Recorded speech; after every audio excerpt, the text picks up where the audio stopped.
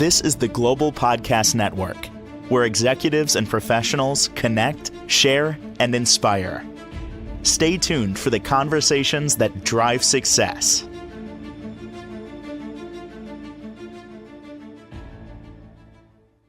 Well, this is for anybody who is a licensed massage therapist or maybe you know somebody and they're looking for just a change. Maybe just want to up their game a little bit, do something different, support more people in a different way. We've got somebody today that offers geriatric massage training, and we've talked with her a number of times, gotten a lot of insight on that. And we're going to go even deeper today and talk about how the techniques that you've been taught can also lead you in another direction in terms of the energy you put into working with somebody, transcending that treatment. And it's a beautiful thing because it also supports you in many different ways. Yes, we're going to go a little woo today, a little deeper than usual, but in a good way. Not being a medical professional, I personally think that this is insight for everybody in that field, what we're going to get from her. She is a licensed massage therapist, an author, and the person behind Daybreak Geriatric Massage Institut. She is Dawn Castiglione, our professional of the year. Back with us. How are you doing today? I'm doing well. How are you, Steve? Very well. And I'm detecting that this is what we're going to talk about today is a side of you that you revealed a couple of weeks ago, but more, shall we say, spiritual, maybe a deeper side in terms of the work that you do. Would I be on the right path there in terms of assuming that? Sure. Yeah. I know it's hard to describe that side of things sometimes, isn't it? Does it really come from when you're working with somebody, doesn't matter who they are, whether it's a geriatric patient, anybody, that there's a level of empathy that comes from people who do this work. Otherwise, I believe you wouldn't be doing it. But tuning into your empathy and how you can even better support that person through your energy, your communication. Of course, you have the skills in terms of massage, but there's more going on there than just those techniques that you've learned. Yeah, that's the truth. Boy, if we're not in it for the right reasons, this profession can become very taxing to you as a therapist, and also not as effective as it could be for your clients. And I believe that it all starts with your heart and where you are mentally, emotionally, and as a convicting energy. I'm gonna, commit myself to this person and their experience. And it's such a short time that we have with folks when you think about it, a 30-minute session or whatever tailor-made for your client. And during that time, sometimes a therapist, it'll take them a while to sort of ground and center themselves and get into the present moment. And then by that time, half the session is over. And so it'd be wonderful if we could, just adapt a routine of getting into the present moment before your person even arrives, so that when they walk in, you feel like a warm hug. Just the whole room around them feels like a warm hug, so that you're both instantly on that same page, where technique can actually do more than it was designed to do because of the energy. I got it. Believe me, the game changer in my life and my journey was being in the moment. And I don't know if I shared this with you, but it was about almost 6 years ago. Somebody just showed up in my life, a random situation, and they had that message to deliver. And they said, "Why don't you ever live in the moment?" And I'm like, "What do you mean?" You're living in the past. You're always the future. What about the moment? I didn't even know what they were talking about. It was just very early in my journey of understanding this kind of stuff. And it took months, dare I say years. It's still a journey. But I finally got to that point where live in the moment. Yeah, you didn't forget about the past. You got your eye on the future. But that's over to the side. It's what's in this moment, because I believe when you slice this moment, this second right now, what's wrong with it? How about this one? That second right there. What's wrong with it? I That's don't it. think anything, because you're not thinking about the Right. past or the future. Right. Yeah. And it's, I kind of draw a parallel with performers. And this is a delicate word to use, because a performer, that word tends to mean for people, oh, they're going to put on a fake facade and go out and be somebody else. And that's not what I'm talking about. What I'm talking about is the performer who transcends all of the planning that went into either the dance routine or the dramatic moment or the music, if they're a singer, to take those skills, make sure they're ingrained, and then get on stage and abandon them, so that the true essence of the character that you are portraying is living, and it's coming out of you. And it's more than just going through emotions. It's actually Mm. living and coming out of you, separate from any decisions that you're making. And that's the moment, that sweet spot that we want to get to.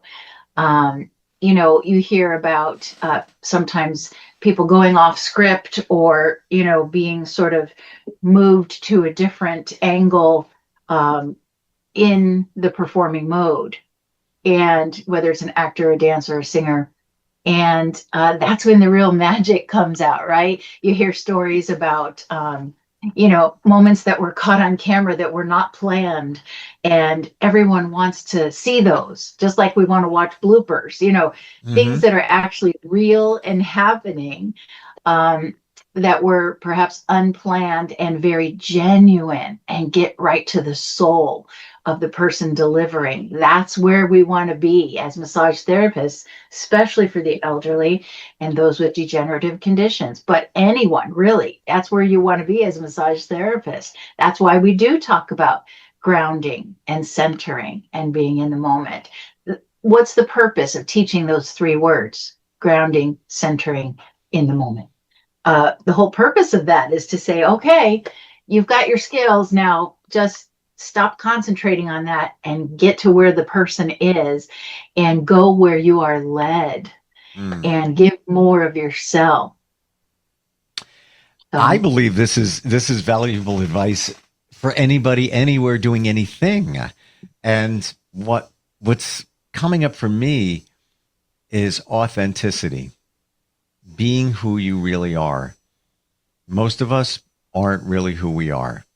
We mhm. have different parts of our personality. We play different roles, and that's okay, because you might not speak to your kids the same way you speak to your best friend in terms of the language you use and things like that. But factor that out. Being as close to you, I think, is the secret of life, the beautiful part of it. And now a little woo here. In terms of energetic vibration, I always thought the highest vibration is love. Call it love. Maybe joy is right near it, up in that area. Somebody said to me recently, no, I don't believe that. I believe that authenticity is the highest vibration, because if you're really who you are, you finally hit that. This is who I am. Unapologetically, this is it. This is me. Then all that other stuff falls into place, because you're in a good place. You feel peace, you feel love, especially for yourself, and all of that. My woo rant is over now, but I'd love your feedback on that. I'm enjoying it. But yeah, I feel like authenticity is just, you hit the nail on the head, genuineness. And it has taken me a long time, and we're never done. The minute you think you're done, Mm. that reality, that realness in the moment stops happening. So by no means am I done, but it has taken me a long time to learn how to respect me, how to love me, how Yep. to like parts of me, Yep. just Yep. celebrate me. I'm okay. I'm not perfect, and I'm not for everyone. But I am a valid spirit, and I happen to be in a body for a while. Hmm. And so, what am I going to do to make the most of this time here on this earth? It's a decision to say, I'm abandoning the logic sometimes of everything that we've been taught, to just dive in and let things happen. Yeah. Well, we hear this as well, that you need to love yourself before you can really love others. And it sounds like such a cliche, but until you get to that point, you won't really fully understand it. And many of us don't love ourselves. Many look in the mirror and can't even say, I love you. Some may even tear up because they can't say that for many different reasons. Yes. Life, conditioning, childhood. Not that your childhood was bad. It's just those little things you pick up along the way, and then that stands in your way. But when you can get to that point where you say, I'm a good person. I love you. Like it's, and I'm going to share this little nugget of information that I heard recently, the monkey chatter in our minds that say, they hear it all the time. Like you're not good enough, or, you're going to go do that massage and you can't do this. You're an imposter. You're imposter syndrome you got going on. You hear this in your mind and it's going around. Yes. Say this to yourself, either verbally or in your mind, when you hear that chatter. Thank you for sharing. I love you. You're speaking to your subconscious. Thank you for sharing. I love you. Many say that can move your life forward. Wow. I like that. We all I like have that it. because it puts you in two perspectives so that you can appreciate, both sides of the coin right there. I really like that. Okay, I'm going to start using that now, every day. Fundamentally here, back to the patient, the task at hand, geriatric massage in general. I believe that everybody can spot a phony. You pick up on their energy, whatever it may be. So if you're trying to do it, but maybe you feel uncomfortable doing that massage with that person, you don't have confidence in yourself and all of that. When you get to that point where you're in a good spot, they're going to feel it. They're going to know this person is they're giving me full attention, full energy. It's all there. And I think that's the beautiful part of all of this. Yeah, that's really where it's at, is that they can sense it. Like I was saying, when they walk in, if they feel like the room is a big warm hug, then they're already feeling some genuineness. And it really is all about the genuineness. You hear people say, well, her bedside manner or his way with clients or whatever is not so conventional. Right. But when you're in the heat of the moment, when it counts, are you feeling a genuine connection? Not every person is going to act the same. So I'm not prescribing you like a way to act, but to get in touch with your inner self is going to be the way to give the most of what you have to that person. And that's why we're there. That's why we're there for these folks. These people often don't even have visitors anymore if they're shut-ins or, so the minute genuineness walks into the room, you're right. They feel that. It is total energy. They feel it. How about an example like, would you rather be, as a spectator, would you rather be someone in an audience in the front row where you're watching someone act out a scene about whatever the subject is? Or would you rather be a fly on the wall of the actual room where that's happening and feel the feelings that are going through the characters without the sense of them putting it on for us? I mean, that's it right there. It's like, am I going to be a fly on the wall? If I am, then I can see what's really going on beneath the surface. And if I'm just watching play acting, if you will, or putting on massage moves or a sequence that I learned of massage moves, that's a whole different feeling. And it may not be fake, but it just may not be connected in the emotional way that we can be. I'm not saying that we should be. I'm just saying that we can be. Why wouldn't you want to bring the best of that side of you to the person? Because I'll tell you, that's where relationships are made. That's where their bodies can do more than what science says we could bring to them with moves, with hands. I think it's the difference between being intentional or going through the motions. And, Mm. if you're going through the motions, you got the technique, you're doing your thing. All right, you're there for a massage, but wouldn't it be so much better for you and that person if you've intentionally made that connection with them? And I'm sure you've seen it before where you're there to support somebody. They're closed. They're shut down. I don't see a lot of people, over years, they might not trust everybody. And then Yes. when you're so genuine that they feel it, they sense it, Mhm. and they open up. They're almost like a different person now. Yes. Yeah. Mm. And you're right. I'm going to go back to something you said about, those messages in our head, but we're playing those negative tapes and, recordings in our head all the time. And that is noise Yep. for us. That gets in our way. So you may not fully love yourself yet, or you may still realize that you're on a journey of improvement in whatever area of your life it is. Hmm. However, taking that moment out to be there for that client can be very, very much a growth experience for you as a therapist, and not just what you're giving to the client. Yep. It's a whole experience, and it's really, when you get there, it's really rewarding. We talked before about the figure skaters on the ice during the Olympics recently. And, you just feel when they get on the ice, you can just feel like, oh, this is going to be good. You can feel the energy in your Hmm. body, and you just know that they are committed to the moment.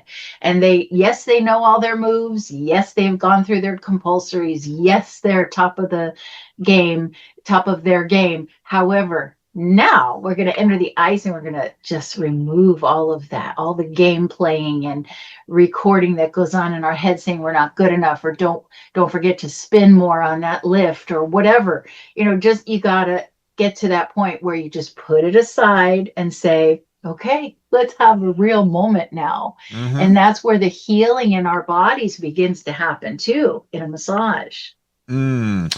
Um, I did something different in the last week and a half. And it started because I thought I was getting a little bit of a cold. So I took vitamin C 2 days, like 2,000 milligrams, and I beat it. So I was like, wow, all right, thank you. I'm grateful. Shortest cold I ever had. Like 3 days later, Yeah. it's like gone. But it slowed me down for a little bit. And then I intentionally decided, I'm going to take some extra time. I'm not going to overschedule myself. I still did things, hung with friends here and there, but just pulled it all back in and had just more quiet, hanging with my dog, some solitude, things like that. But what came from that, and this is like now, what came from that was even walking into a store, you hold the door for somebody, they hold it for you. I found myself in a different mindset where it's actually looking in their eyes. Stranger, like an extra 2 seconds, like you just look in the eyes of, thank you very much. Whereby, yeah, I would do the same thing, but I wouldn't take that extra second and be like, thank you. And I'd be walking in. And I feel like I'm more connected to people. And it's just the simplest thing, but taking a little bit of tapping the brakes a little bit. And I heard this, that quiet is the beginning of the cure. Quiet is the beginning of the cure. Just taking that time. And I'm seeing life in a whole different way, almost to the point where I don't want to schedule stuff. I take it a little easier because it was an eye opener. It really was. I don't know if you've ever experienced that. And I'd love your thoughts. Well, yeah, I was recently talking to a friend of mine about that, about the quiet, Mm, and how we often don't even take the time to be quiet and still with ourselves. And if we would learn so much about life, about ourselves, about humanity, about the world around us. sure. Um, but we don't often take that moment. And I'll have to say, Steve, that can be, if you haven't done it ever, or you're not used to doing it frequently or from time to time, it can be a scary thing, Oh, it's awkward. right? Oh, it's awkward. And especially when you're at that point where, somebody's inviting you out, when want to get together and you're like, no, I got things going on over here. There's a piece of me that's like, no, I feel like I should say yes just because I should say yes. And that's really what I want to do. And then there's another piece of, what if they don't ask me next time? And those things come into play. You just got to let them go. You got to do what you need to do Yes. at that moment. Right. Yeah. Sometimes when people will say, "Do you want to go to this whatever event?"